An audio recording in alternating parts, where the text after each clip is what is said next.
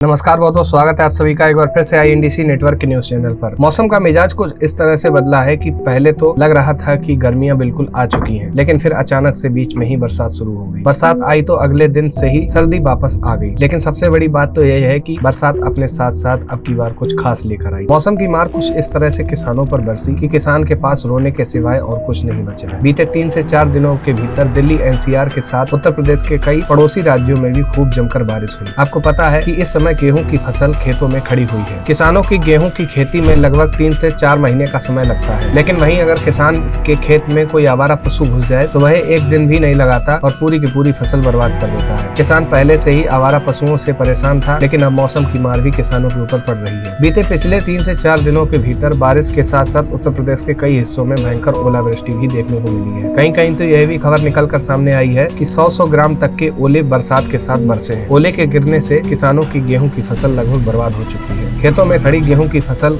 ऐसे गिर गई मानो कि ऐसा लग रहा है कि जैसे किसानों ने अपने खेत की फसल काट ली हो। एक वीडियो सोशल मीडिया पर इन दिनों बहुत तेजी से वायरल हो रहा है। उसमें एक किसान है जो अपने गेहूं के खेत में खड़ा हुआ है और रो रहा है, क्योंकि उसकी गेहूं की फसल पूरी तरह से बर्बाद हो गई है। ओले की भी बारिश हुई है, जिससे किसानों को भारी नुकसान पहुंचा है। कक्षा 10 की इंग्लिश की किताब में पहला पाठ है जिसका नाम है ए लेटर टू गॉड। बीते 3 से 4 दिनों के भीतर जो हाल किसानों के साथ हुआ है वह पूरा का पूरा हाल इस पाठ में पढ़ाया जाता है। इस पाठ में एक लेंचो नाम का एक व्यक्ति होता है जो एक किसान होता है, जिसकी फसल बर्बाद हो जाती है और फिर वह एक भगवान को एक पत्र लिखता है। उस पत्र में वह अपने साथ हुए अन्याय को लिखता है। लेकिन सोचने वाली बात तो यह है वह तो केवल एक कहानी है, लेकिन यहाँ तो वास्तव में किसानों की फसल बर्बाद हो चुकी है। एक तरफ किसान दिल्ली हरियाणा बॉर्डर पर सरकार से लड़ रहे हैं और दूसरी तरफ किसान मौसम की मार झेल रहे हैं। कहानी के अनुसार लेंचो ने भगवान को एक पत्र लिखा था, लेकिन भारत का गरीब किसान अपनी समस्या किसके सामने रखे, किसको अपना एक पत्र लिखे। अब यह सब सोचने वाली बात है कि आखिर किसान करे तो करेंगे। अब आपको क्या लग रहा है, कैसे इस समस्या का समाधान निकाला जा सकता है? किसान जो मौसम की मार झेल रहा है उससे कैसे बचा जा सकता है? नीचे कमेंट करके जरूर बताइए। बने रहिए आईएनडीसी नेटवर्क के साथ। मिलते हैं